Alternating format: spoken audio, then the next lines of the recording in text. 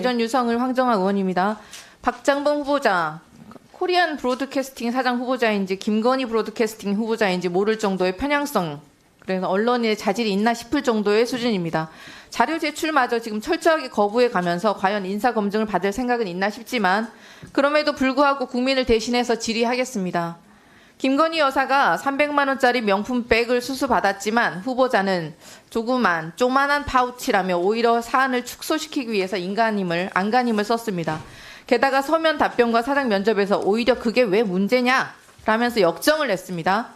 방송에서 사용하는 용어는 시청자에게 명확하고 객관적으로 전달되어야 하며 이를 위해 객관적으로 인정받을 수 있는 명칭을 사용하는 것이 중요하다라는 것이 후보자의 답변입니다. 그렇죠? 네. 손바닥으로 하늘을 가리는 것도 아니고 눈 가리고 아웅하는 것도 아니고 얼마나 국민을 우습게 알면 이런 궤변을 늘어놓을 수 있는지 처참한 인식에 혀를 내두를 수밖에 없습니다. 올해 최저임금 얼마인지 아십니까? 10,000원이 조금 넘은 걸로 알고 있습니다. 시간당 9,860원입니다. 월 206만 원 수준입니다. 올해 비정규직의 평균 임금은 얼마인지 아십니까? 모릅니다. 월 평균 임금이 204만 8천 원입니다. 그렇다면 올해 1인 가구가 받을 수 있는 생계급여 최대 얼마인지 아십니까? 모릅니다. 71만 3천 원입니다. 그런데 김건희 여사 얼마 상당의 금품을 제공받았다고 나왔습니까? 지금까지? 저 파우치가 300만 원 정도인 걸로 알고 있습니다. 검찰 조사에서 인정된 것만 해서 300만 원짜리 디올백, 179만 원짜리 샤넬 화장품, 양주 40만 원 등 다 하면 500만 원이 넘습니다. 500만 원이 넘는 금품을 그냥 받았습니다. 이게 인정된 바예요. 최저임금을 받으면서 일하는 수백만 명 이상의 국민들은 단 한 푼도 쓰지 않고 526시간을 넘게 일해야 살 수 있는 금품입니다. 비정규직 월급의 2.5배, 그리고 생계급여를 받는 가구는 7개월 동안 쫄쫄 굶어야 500만 원을 모을 수 있습니다. 그런데 권력을 이임받지도 않은 채 국정에 개입했다는 폭로가 터져나오는 국정농단의 주인공 김건희 여사가 청탁을 받으면서 500만 원이 넘는 금품을 제공받았습니다. 이게 쪼만한 인사치레입니까? 어떻게 생각하십니까? 조그마한 인사치레라고는 생각하지 않습니다. 그러면 얼마나 이 300만 원짜리를 쪼만한이라는 형용사를 일단 쓰셨다는 건 인정하시지 않습니까? 쪼만한. 그렇죠? 가방의 크기가 조그만한 네, 파우치라고 쪼만한 표현했죠. 인사치레. 네. 아니면 이게 너무 특권의식 아닙니까, 이거? 특권의식에 찌들어서 후보자에게는 500만 원짜리 선물도 이렇게 껌값도 되지 않은 쪼만한 선물로 느껴지는 거 아닙니까? 500만 원이 넘는 금품을 제공받았는데 쪼만한 인사치레를 받았다. 이게 무슨 말입니까? 국민이 그렇게 우습습니까? 그 단어 쪼만한에 담겨있는 박장범 후보자의 의도를 국민들이 정말 모를 것이라고 생각하십니까? 김건희 왕국에서는 1조 원이 넘는 양평 고속도로 사업도 여사의 가족을 위해 마음대로 바꿀 수 있으니 500만 원짜리 금품 정도야 고작이 되는 거 아닙니까? 후보자, 지인에게 만약에 500만 원짜리 성품, 지금까지 명품들 혹시 선물로 당연하게 받아오셨습니까? 저한테는 그렇게 주는 사람이 없었습니다. 그렇겠죠. 네. 만약에 후보자나 배우자가 청탁을 받으며 명품백을 선물 받았는데 당연히 인사치레니까 안 돌려줍니까? 받으시면 어떻게 하시겠습니까? 아니 안 준다니까요 저한테. 받으면 어떻게 하시겠습니까? 아니, 가정을 한 질문에는 답변 드리기가 어렵습니다. 그리고 안 받죠. 네, 돌려주신다는 얘기시죠? 네, 상식에 부합하게. 네 맞습니다. 500만 원짜리 금품은 이 정부에서는 조만한 인사치레가 되었는데 윤석열 대통령이 최근 대국민 담화는 국민 여론이 어떻든 간에 마치 구국의 결단인 것처럼 보도되었습니다. 11월 7일 KBS 뉴스9을 보면 대통령실 대변인, 국정홍보 방송에 가까운 제목들로 넘쳐납니다. 진심 어린 사과, 공천 개입은 없었다. 국정 쇄신 의지 피력, 국정 성과 홍보 줄인 담화. 무려 905초 동안이나 윤석열 대통령과 여당의 입장만 충실히 담기 위해서 각고의 노력을 한 보도들로 가득합니다. 반면 비판 보도 딱 한 건입니다. 그것도 민주당의 비판을 그대로 인용하는 수준에 그쳤습니다. 하물며 보수 언론에서마저 사설을 통해 윤 대통령은 김 여사 변호인에 가까웠다.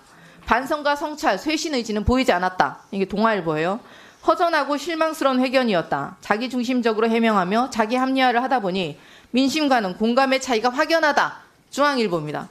이렇게 다들 질타를 날리는데 KBS만 유독 꽃길을 깔아줍니다. 이런 게 박장범 후보자가 경영계획서에 써낸 정보의 취사 선택이겠죠? 대국민 담화 부정평가가 70.6%에 달합니다. 국민을 어떻게 보길래 국민이 아마 박절해서 대통령이 대국민 담화에 담은 진심을 몰라주는 겁니까? 최소한의 공정성, 중립성마저 내팽개친 김건희 브로드캐스팅을 만든 장본인이 어떻게 사장 자리까지 넘어옵니까? 김건희 여사와 윤석열 대통령에게 불리한 내용은 취사 선택해서 스리슬쩍 없애버리고 땡년 뉴스는 어떤 비판이 있더라도 취사 선택해서 톱뉴스로 깔아주고 언론인이라고 불릴 자격조차 없습니다. 박장범 앵커와 박민 사장이 쌍끌이 마차로 KBS를 김건희 브로드캐스팅으로 만들어 놓으니 신뢰도는 급락하고 뉴스 시청률은 MBC에마저 밀리기 시작하는 전무후무한 일이 벌어지는 거 아닙니까?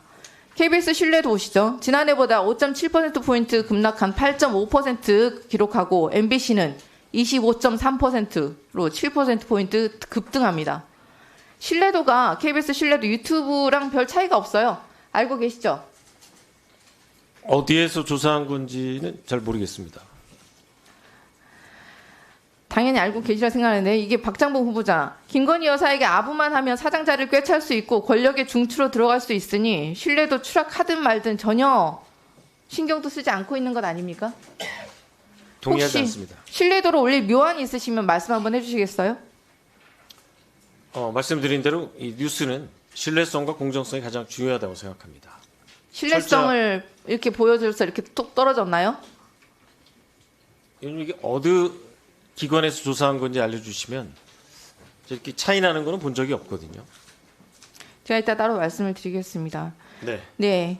박정훈 후보자님, 국민의 피와 땀으로 지킨 언론의 자유를 권력에 아부하고 권력의 머리를 조아릴 자유로 혹시 착각하고 있는 게 아닌가 싶습니다.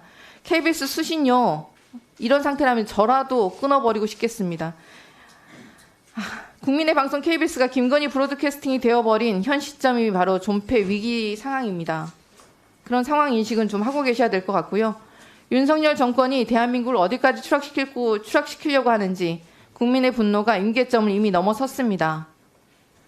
군주 민수라고 했습니다. 결국 국민이 승리하실 것이고 지금이야 뭐 충성 맹세에 사장 자리를 보훈으로 받았으니 웃고 있겠지만 과연 역사도 그렇게 판단할지 국민 두려운 줄 알아야 할 것입니다. 지금이라도 사장 후보직에서 자진 사퇴하시길 바랍니다.